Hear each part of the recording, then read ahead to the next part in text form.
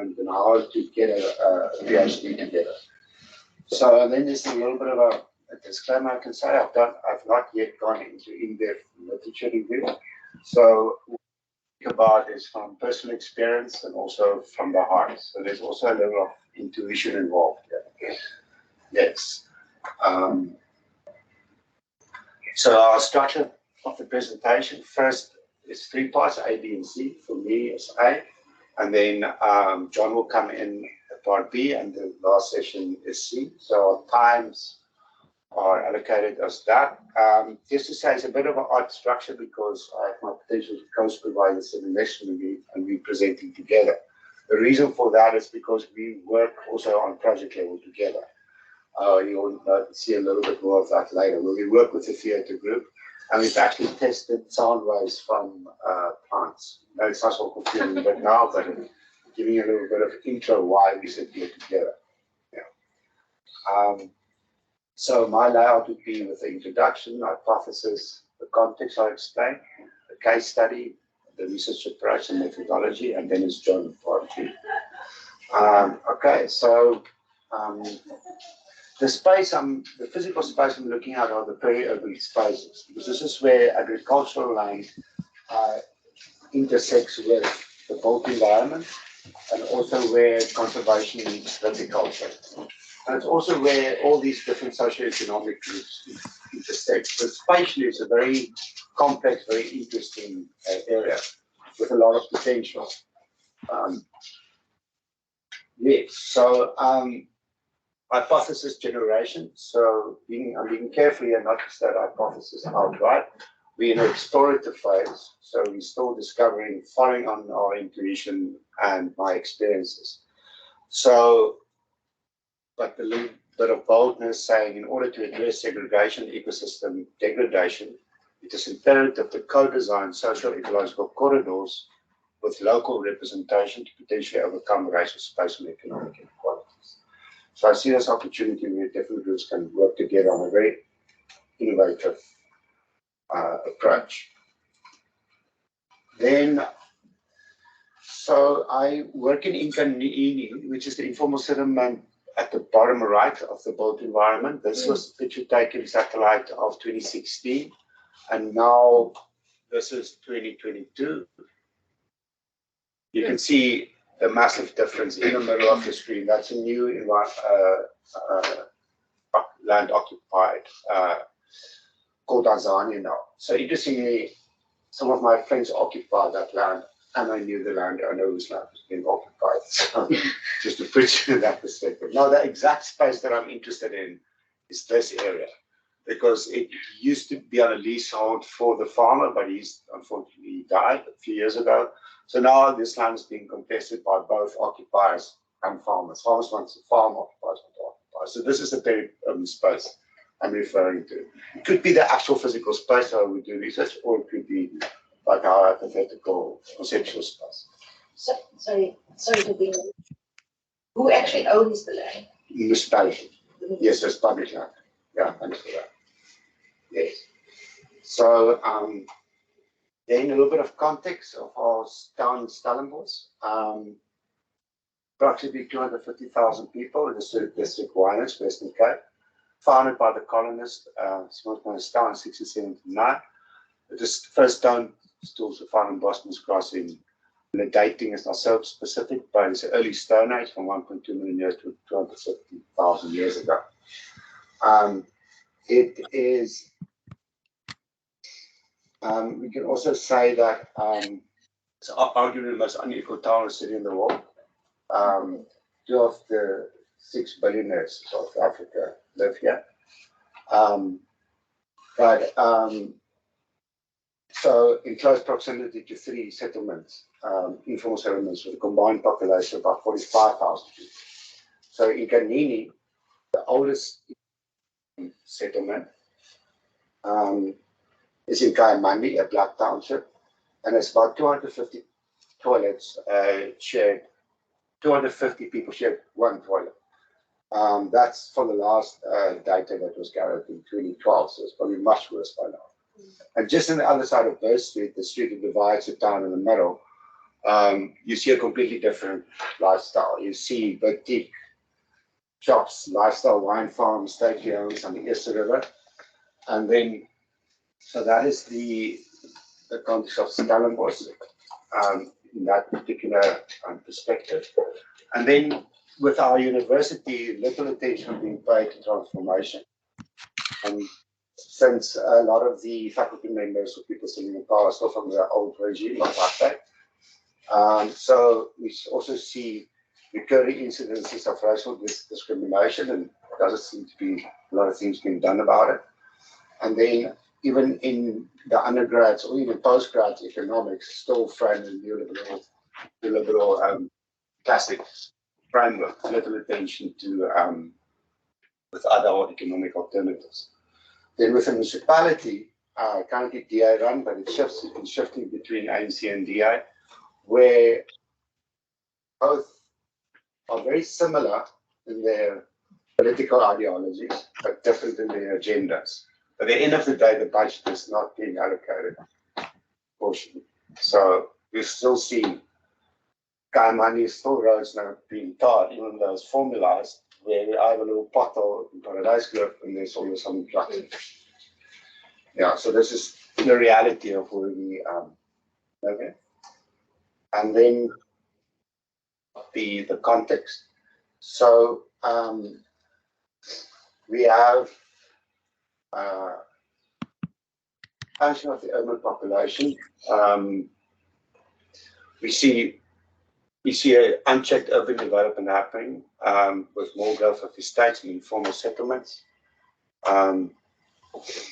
We also see conventional agriculture growing, especially in face of climate change, monocropping, pesticides, herbicides, and so on being used.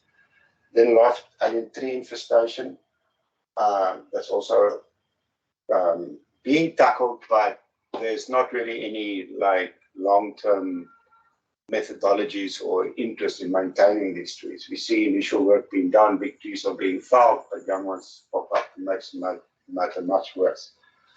So yeah, and then we have biodiversity being threatened.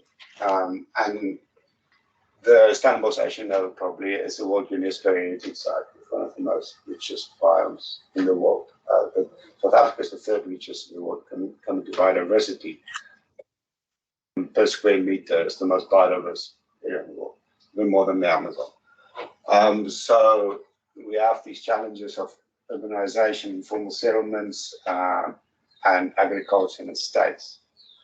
There's apparently only 3% of the North Veld left. So North Veld is a type of fynbos.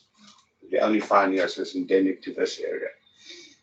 With a lot of medicinal properties, a lot of potential for acting as a resource base for the people. Then wine production is the main economic driver.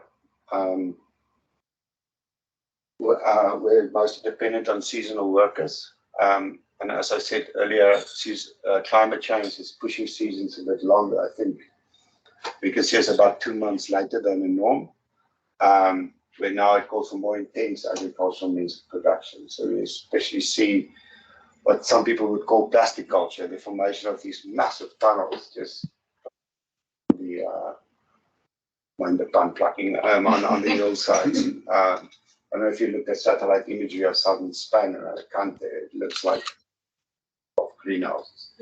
So these create very sterile areas. Monocropping, it doesn't allow for the flow of biodiversity, insects, birds, plants, seeds, and so on to pollinate. So we're creating these little islands, even more so. Data, we lack data to inform decision making. From a scientific, from an ecological, from a social, from a political perspective. John may talk a little bit more about the qualitative approach, but these two can merge and to inform more better rational decision making. There is hope though.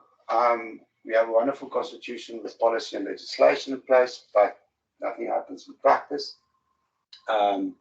So in this particular context, we talk about SPLUMA, the Spatial Planning Land Use Management Act. that came out in 2018.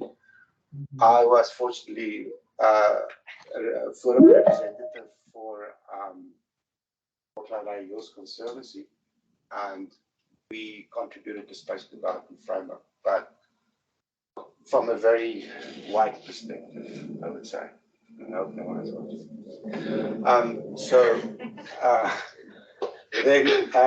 so development companies, organized land forums are very quick to jump on these policy changes, but we don't see the general public really being knowing about this, especially farm workers and farm settlements.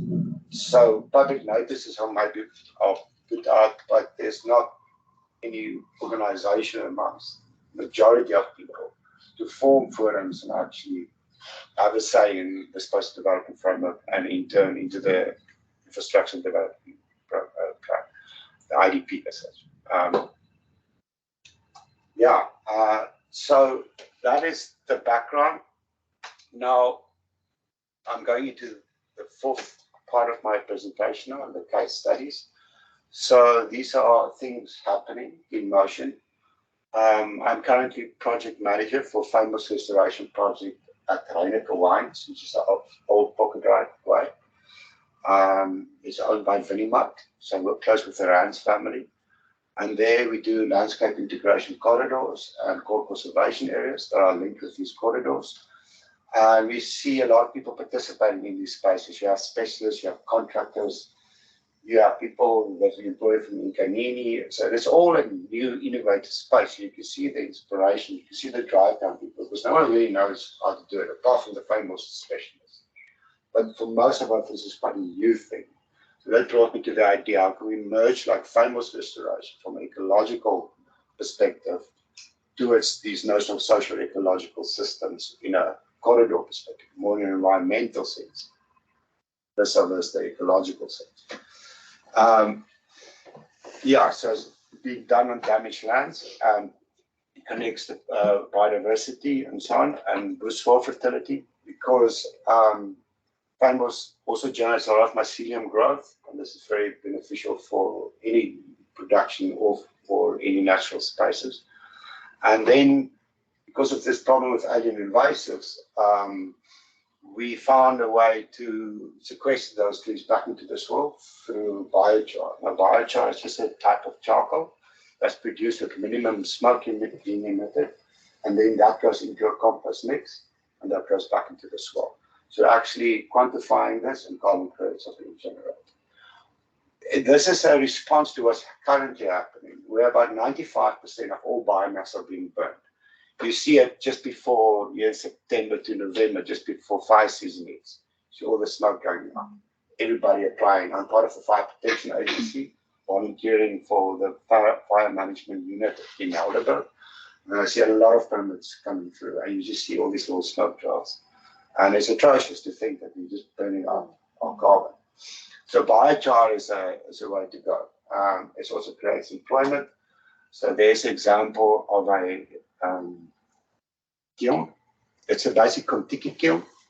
So basically all the tree stumps, branches, leaves, everything are thrown into the kiln and it's burned. It takes about a day to produce about 3 cubes of biochar. This is an Helderberg on the farm tables. So yeah, this is all what we're doing. Working closely with nurseries. I just have to say something a little bit more about our method. The restoration specialists I'm working with are considering themselves being purists. What that means is they don't plant indigenous, they're not endemic, it's local. So they go and harvest the propagules, the seeds and cuttings from that farm. And they don't go beyond a 3-kilometer radius. Yeah. They grow it at the nursery, harden the plants after it comes out of the tunnels with a 70 to 75% loss.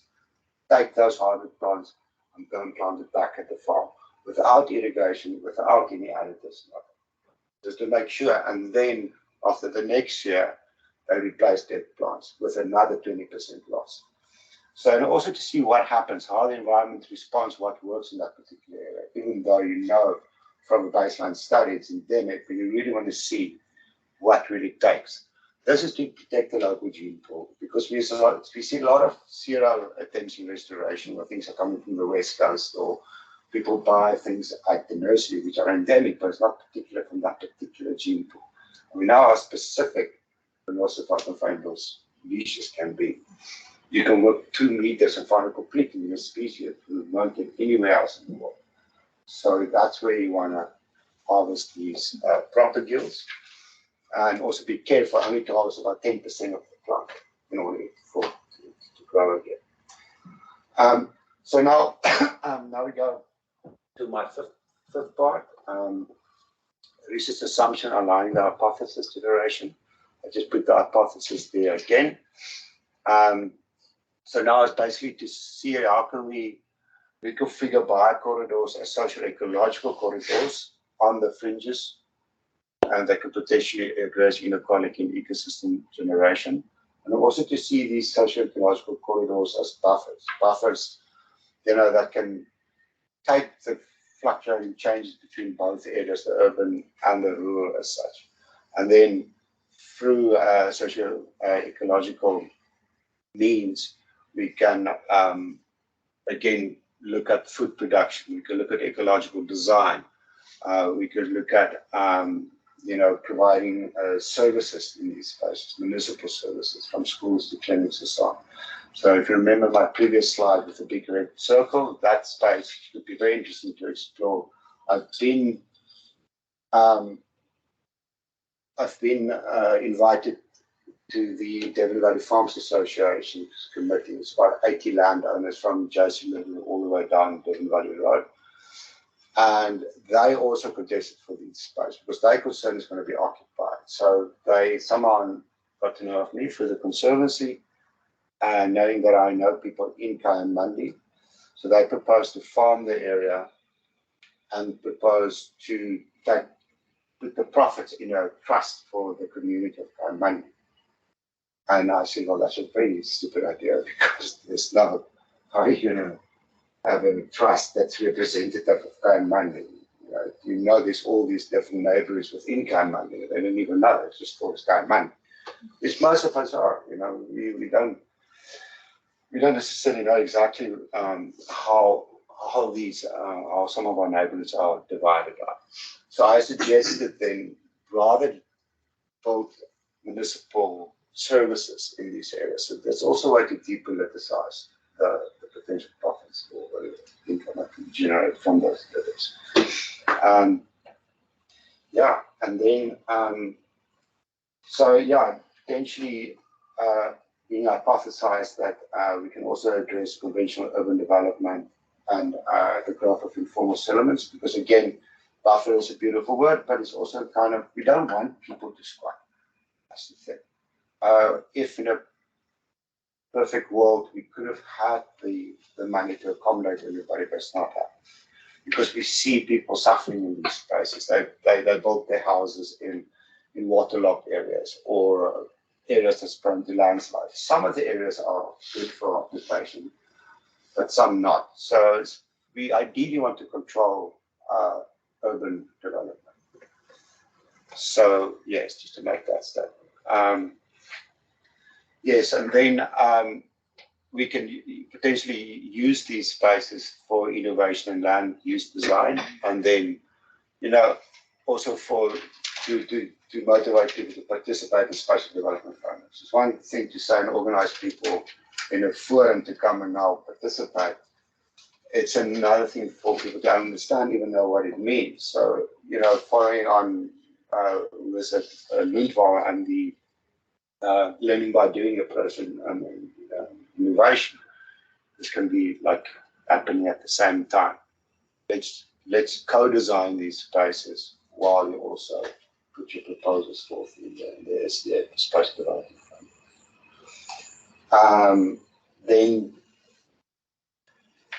So I spoke about this a little bit before already. So we're looking at multifunctional social-ecological spaces on the peri-urban fringes that combines viticulture, food production, ecological design with municipal services such as schools and clinics and so on.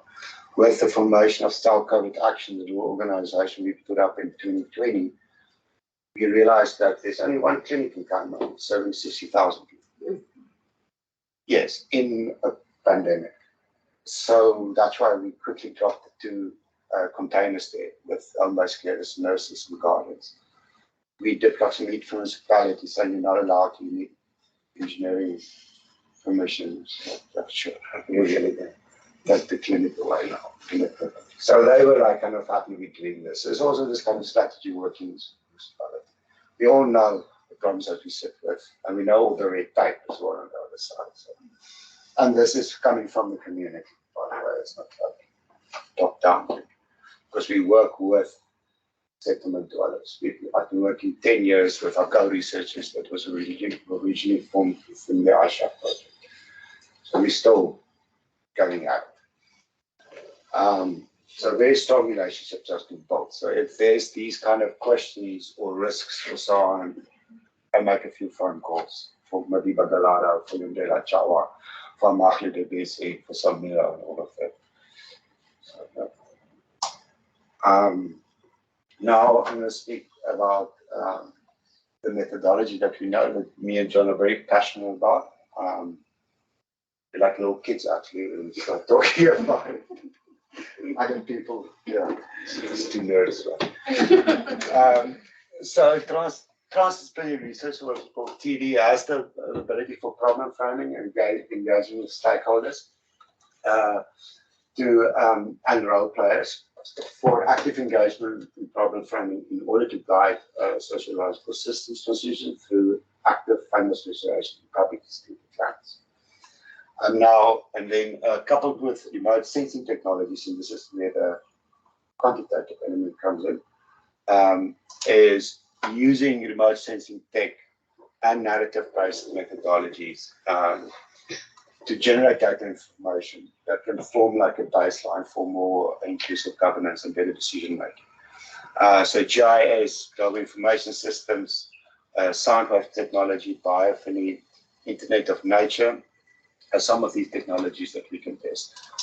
This is also to measure soil health. It's also to measure, let's say, indigenous or endemic plants versus foreign plants. For example, we tested a eucalyptus tree by putting a sensor in there between the bark and the sap bark and just trying to listen what's the difference between that tree and, for example, a wild olive.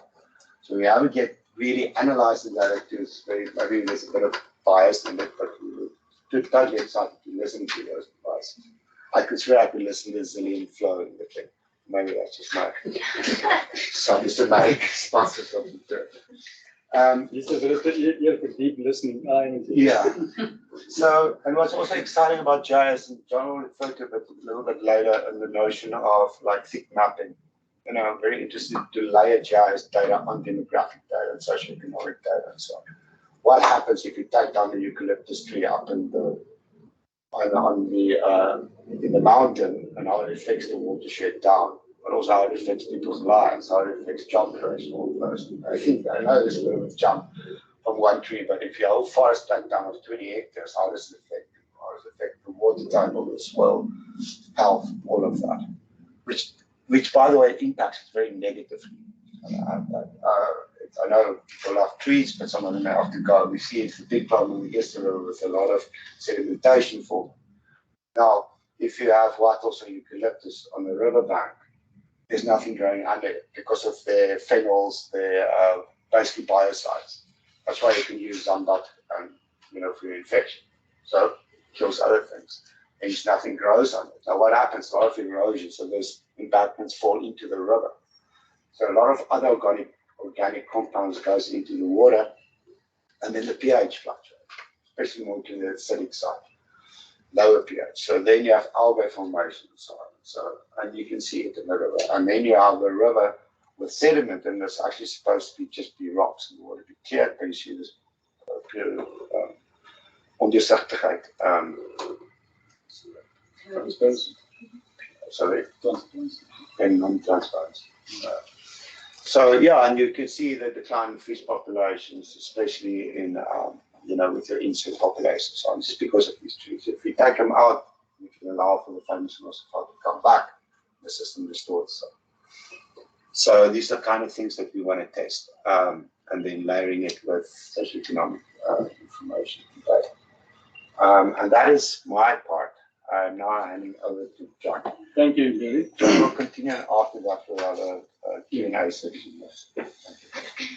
Thanks, Gary, for I learn every time new stuff when I listen to him.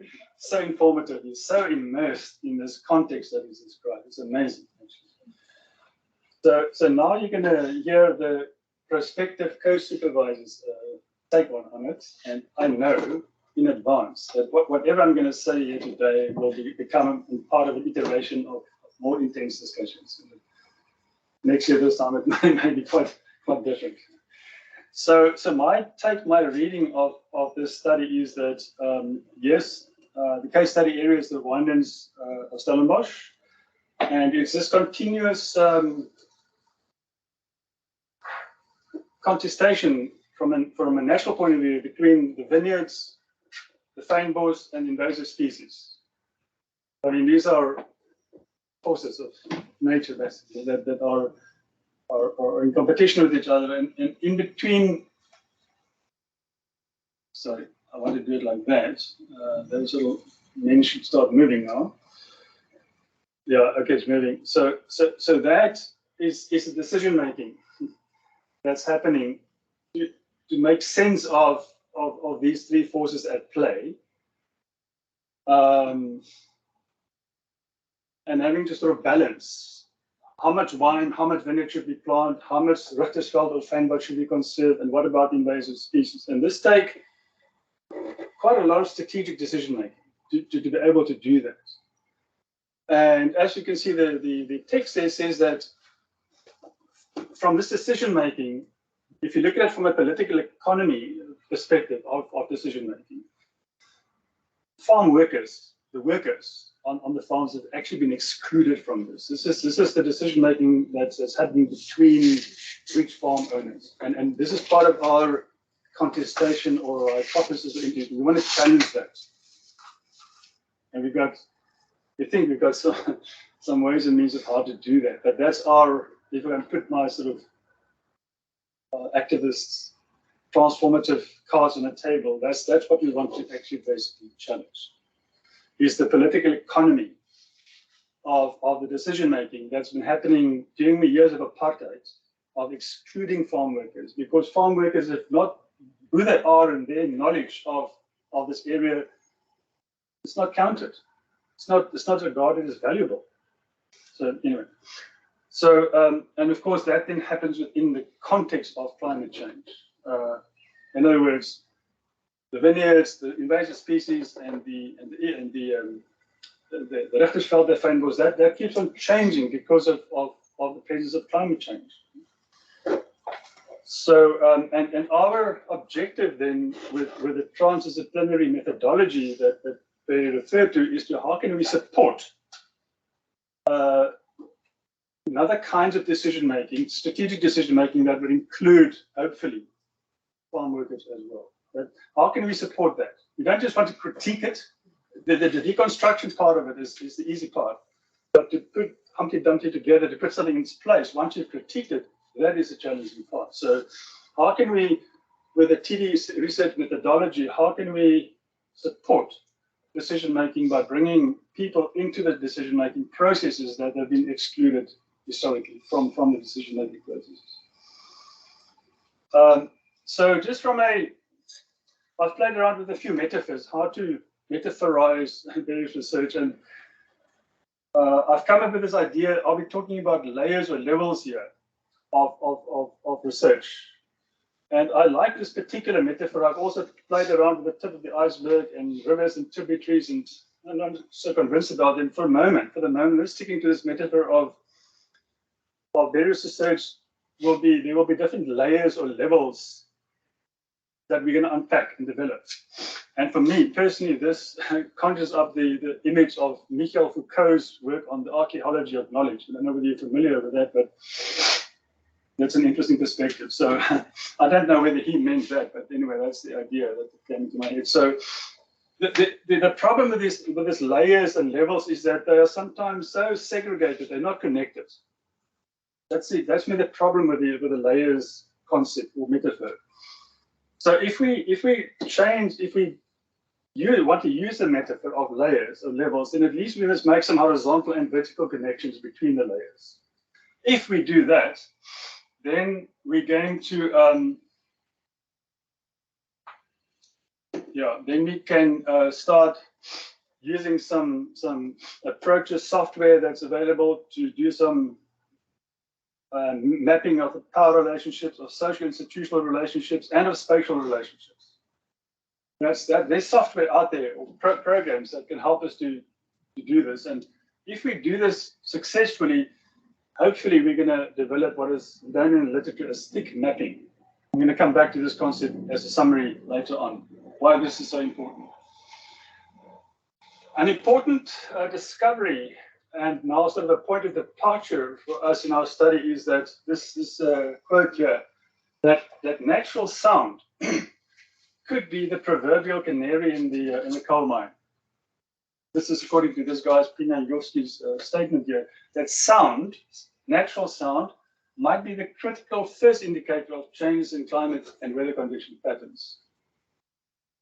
If the intensity or the frequency of these melodies of change are changing, then it's likely something is causing it. The frequencies in the plants and the trees and so on. What is it that's causing it? So this is what we want to bring into the research. And there's a fancy name for it. It's called biophony, soundscapes if you want to. And it's quite an established area really. And one can listen to plants, you can listen to insects, you can listen to worms and grubs and roots and the wind sounds. There's lots of sounds that you can listen to, but we are particularly going to be focusing on the sounds that plants make, or trees, or the root systems. That's just for now. That's what we would like to develop some ears for. So what this in fact means, if from a human senses, the 5 senses perspective, is that we actually want to bring in hearing. I mean, the other senses, they're there. Sight, of course, has been already, shall I say, catered for by microscopes and telescopes, well developed. Think of where Galileo started with his long telescopes and what's happening to the James Webb telescope at the moment. You can see deeply and widely into the universe, into nature, incredibly so. But our hearing, I think there's some room for advancement that we can experiment with and that we can develop, hopefully, in this research as well. So from a technology point of view, I'm going to jump now into the technology side. You're probably already aware of Internet of Things. That's already small little smart technology devices that are being used either in homes, calling it smart homes, or at city level, cities, or in the health sector, for example. They can basically monitor anything now with little devices that are hidden. You can't see it. And gives you 24/7 quantitative data of what is happening in a house or in a city or in a ward or wards in hospitals, for example. That's called the Internet of Things. That's a system, as systems that are being set up, and they operate independently of us as humans. We humans, we set them up, but they also start communicating with each other, these non-human things. And they do their thing, and we will interact with it. Now there's another development here called the Internet of Nature, where you can also take smart technology devices and you can now actually put it in the soil or in individual pot plants or forests or the water or the air. And you can also start measuring it or listening to it. And for us, this is quite an interesting discovery and something we would like to work with. Now, I need to immediately remind myself, because it's not about falling in love with your toys and gadgets. To play around with all these gadgets is very, very exciting, I must say, I have to confess. But it's about the context that matters when you use the technology. And when you use this technology, you can use even a city context. You can use it at the city level or the street level, or even individual household level, even individual pot plants. You can really go micro with these smart technologies, the Internet of Nature technologies. But of course, Barry is, as you've heard now, he's going to look at the winelands. And this technology is going to help us to look at the fynbos, look at the vineyards, look at the invasives, groups of the farms that's in the winelands, maybe individual farms, and maybe on individual farms, even specific vineyards or specific Richtersveld and fynbos spots or invasive species spots where you can go and listen to what are the differences in sound that these different plants are making. So, if there is something in this idea that natural sound is the proverbial canary in the coal mine, if that is so, then I think it poses quite an immediate challenge to the social arts and social sciences, because the question of language.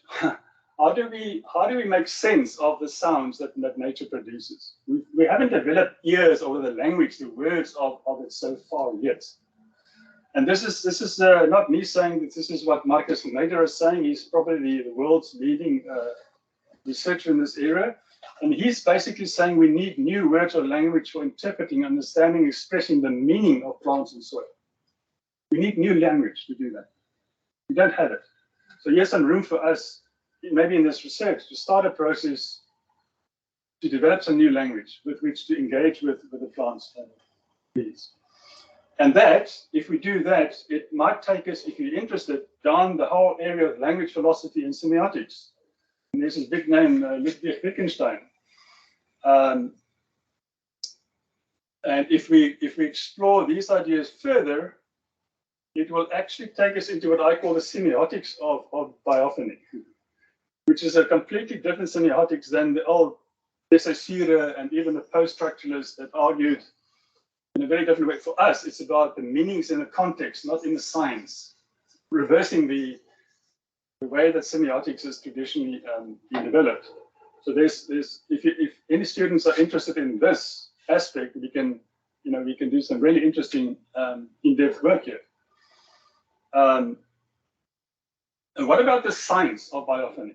Now I'm really going to move out of my own comfort zone here, because I'm interested in asking at least the right questions, the physics of biophony. Why is it that at a molecular level, that the soil or the plants are actually making sound? And I hope I'm asking the right question. Is it because at the level of molecules that we are looking at strings that are vibrating string theory? Is this something is it worthwhile exploring this further, depending on how deep we want to go and understand what it is that we're looking and dealing with here?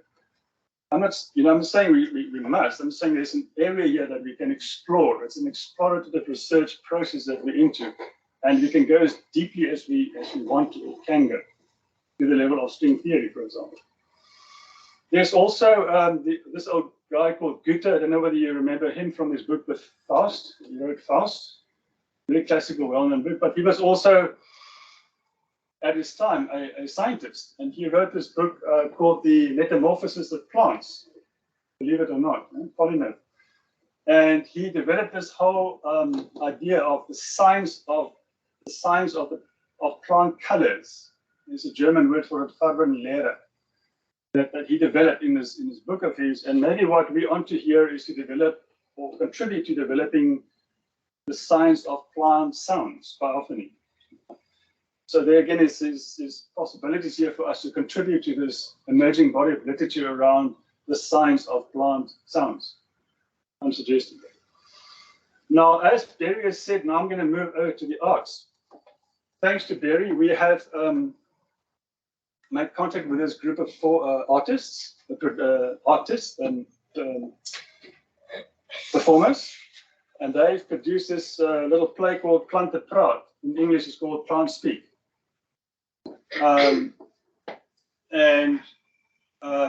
We listened to their presentation, and we went to them and said to them afterwards, "It's fantastic, but you're acting on behalf of the plants. Can we just play you a few sounds so you can hear what the plants are actually saying?"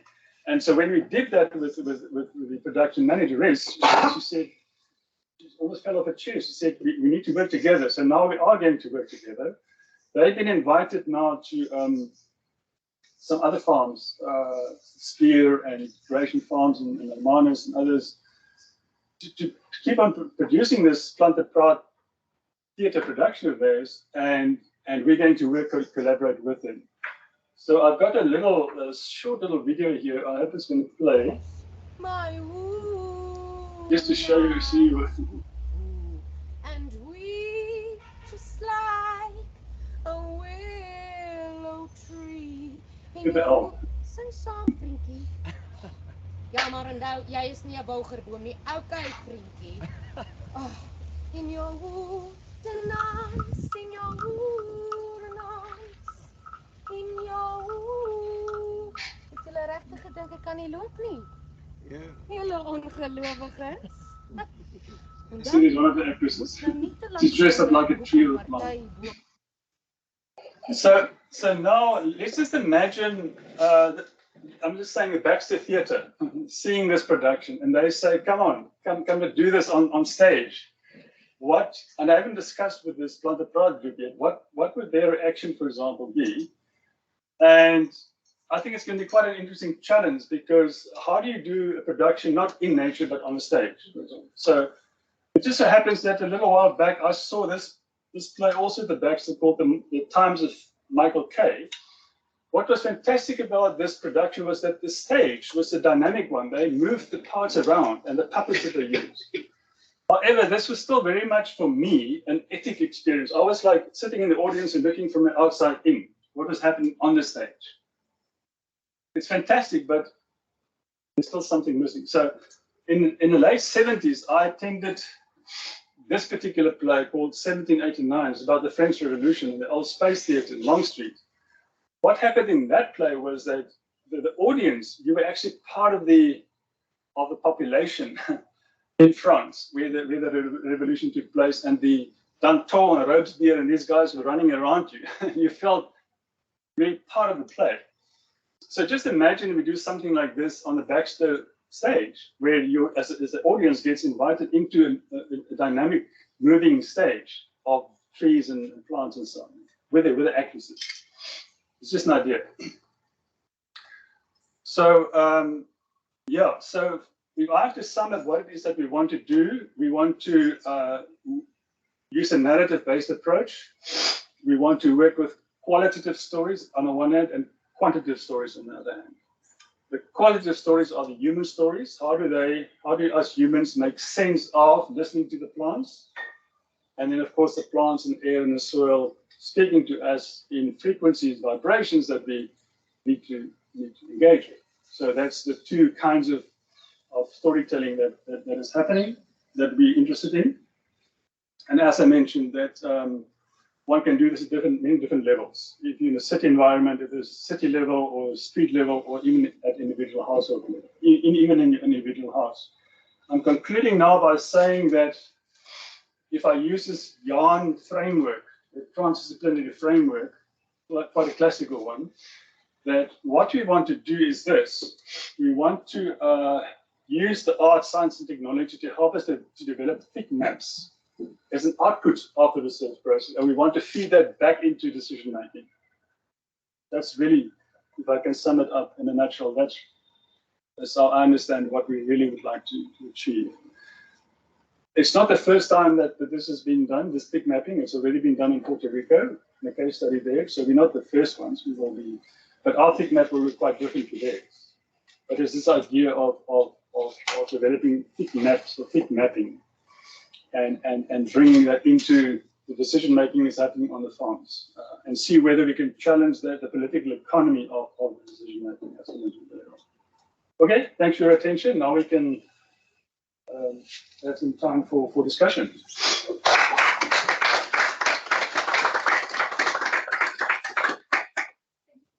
Thanks, John. That was really fascinating. I'd like to open it up for any questions or online. Yeah, again, I agree with Marion. Super amazing work that you guys are going to be doing. I've been living in the Devon Valley since March, so it's nice to know that some work is happening. So I'm from Joburg. I'm not a local person, so it's been very interesting to me to learn about Not that I've actually learned about, but just living in the farms and figuring and asking ourselves these questions, like, how do these farmers even talk to each other? Do they manage their own waterways? And mostly I've got answers of like, no. Most of them don't even have licenses for their dams. Anyway, that's a sidebar, but just really, really amazing and interesting. Some more about it. A couple of questions just to get it going. Just on the last one is, has there been any biophilia of fane moss done yet? I wonder. But No. yeah. I'd like to think not. No, probably not. But I don't think your reference of string theory is at all relevant there or useful. That's happening at a subquantum level. But I'm assuming it's the sounds of nature, of organisms moving around, molecules splitting and growing. And just as a side, also technically biofilm has been used in zoological studies. Bird specialists, bat specialists, insect specialists, frog specialists go out and put audio equipment out. That's how they do assessments on environments. So that's technically a way we've used auditory equipment to help us understand. Because you can't go out and sample every frog, but you put out a couple of microphones at night and you can get quite a big species list. I think I'll stop there for now. I could just add something I didn't mention. I mentioned the trees in the yesterday river. There's different perceptions around any tree removal. If we can, so our output for the biophilia is not necessarily the hard scientific data, is to convert that into a play or a song for more for awareness making purposes. You see, so we're not coming from a hard science perspective. Like a creative. Yeah, more like a creative endeavor in order to express a certain system in a different way for people to understand it. If, for example, so working with music composers, if, for example, we can use the hard signals coming from the tree and convert that into a song, then you can, for example, play the song of what the eucalyptus will sing versus the song that the wild olive will sing. If I can just latch onto that very important comment that he's making, is that from a narrative-based sense-making approaches that we've used in the past, not with this, but we've shown people pictures, cartoons or graffiti or whatever, and strange pictures out of their context. And we asked them, what is it that you see here? And then they would give you the most, at face value, the most weird interpretations. Completely surprising. In doing that many times, we then realize that the meaning is not in the pictures, in the science. It's actually in the context. It comes from within people. Their emotions.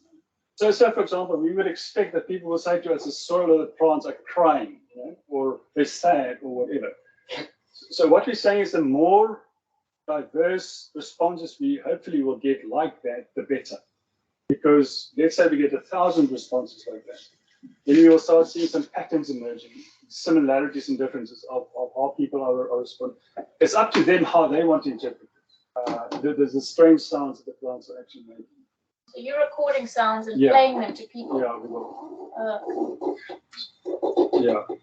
So that probably dives into my question, which was going to be, you started with contextualizing the community that you're embedded in. So in Kanini, Kaimandi, how exactly do you see the people being involved in this? Are they the ones that you're... So, yeah, that's a good question. Firstly, from an employment perspective, people are working on these respective projects, but it's also for farm workers, people living in informal settlements to use the technologies and environment tools so they can themselves then measure the quantitative data. So what Beres already picked up from his engagement with the farm workers is that they say, or they claim, that their indigenous knowledge of the soil and the plants goes back as far as the Khoisan days. Now just assume that there's something in there. Then we can say to them, okay, we're a little bit of experts, we can bring these smart technologies to you, but you go and show us where to plant them. You should understand better than we do. where to go and strategically plant these little devices so that we can make the recordings of what you know about the area. And then together we will then do that, and then together we will also generate the sounds, and then together we will sit and listen to it, try and make sense of it. And then we will hopefully take those recordings also to the farm owners and say to them, look what's happening on your farms. You're sitting in all this indigenous knowledge, and just listen to what's going on here and see whether how they respond to it. We don't know, we'll have to see. We've got 2 questions. Okay, TK, I think her hand went down. Erica, you have your hand up. Please feel free to unmute and. Oh, sorry, please. Hi, everybody. I'm so sad not to be there with you. This is like totally my field. I'm so excited. And thank you very much, guys, for your presentations. I developed a model towards sustainable socio-economic development in 2009, which probably most people don't know about. But I feel that the way you're going is the correct way. And I feel art, science, and technology bringing that art and science or performance and science together are absolutely imperative, because the whole nature of indigenous culture and which is lacking currently in the sphere that we're working with at the moment, is the listening, the storytelling, the oral traditions, the oral sharing, the oral expressions of the people, the animals, the plants, the nature, the sounds that you hear when you do not hear the car driving past or anything like that. I mean, for example, I'm sure that every single person in this room has experienced where their plant is thirsty, what it sounds like when you put water in to the pot. You know, when the pot has run dry of water and you pour in the water, you can actually physically at our level hear the soil saying, oh, thank you, and absorbing that water. So why is it not that we use the listening, not necessarily the hearing, but the listening? We need to, as we were told many times when we grew up, our ears, there are 2 more ears than there are a mouth. We need to listen twice as much as we speak.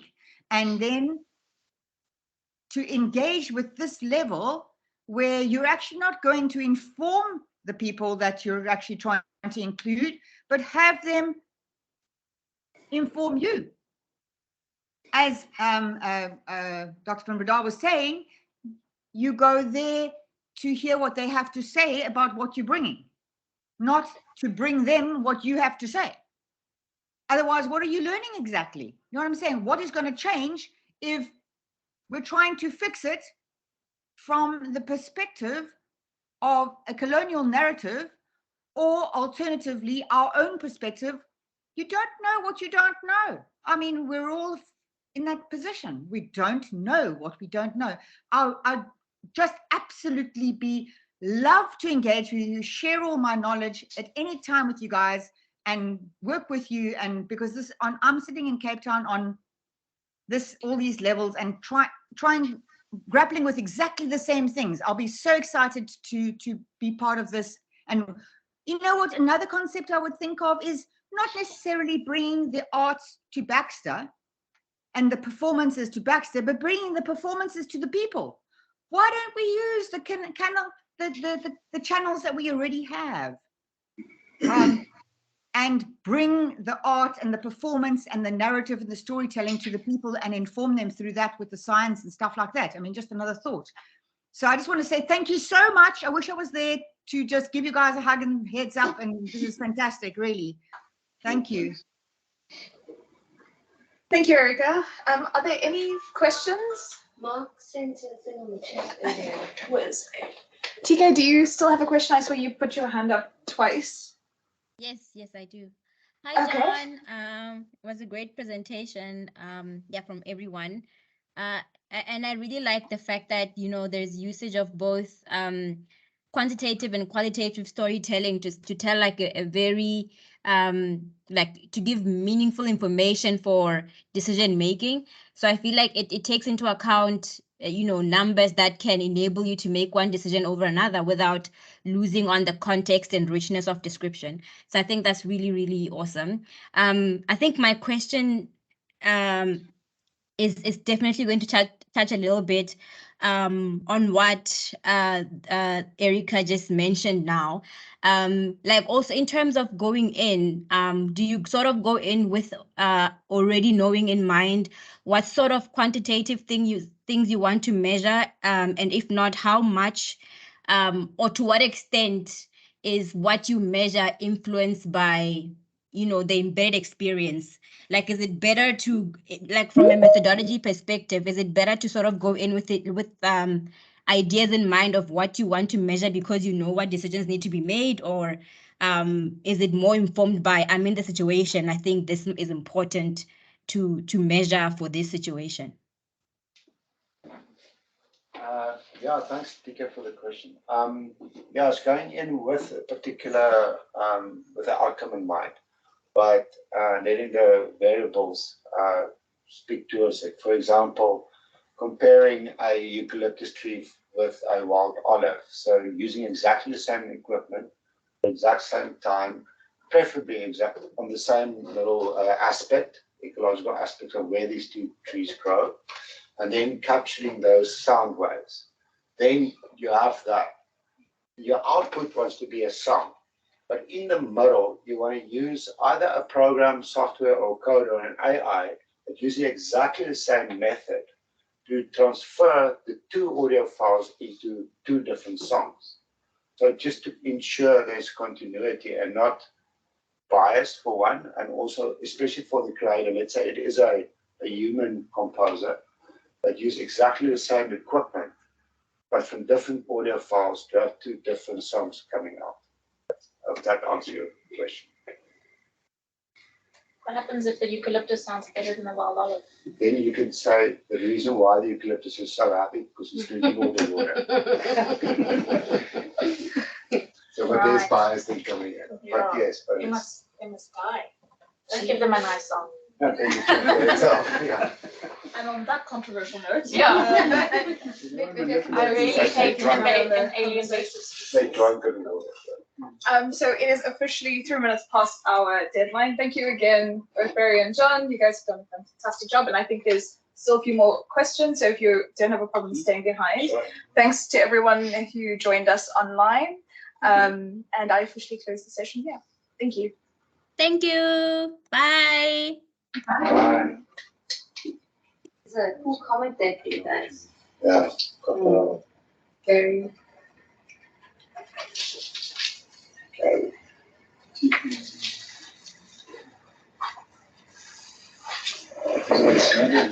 If you'd like that's his email address. Yes, I would like to. Sorry, can I just mention one more question before you go? Go for it, Erica. Thanks. My question is with regards to the sounds that you're recording of the trees and things like that. Had you considered to, for example, a control like get the sounds of a eucalyptus tree in Australia or an olive tree in Greece, and how does it sound differently? Do they in a different hemisphere sound different? Do they in the same hemisphere sound the same? Is it the geology and the soil or the context? What is making that sound unique to be that sound? And is it different for the trees, or is it the same for the trees everywhere? Are you considering that? Yeah, no, we haven't, but that's good advice we can look into. Yeah. And it'll be different on different days also. A hot day, because you're just recording the sound of molecules or water molecules moving up the column, and not just, I need to justify it. Yeah, but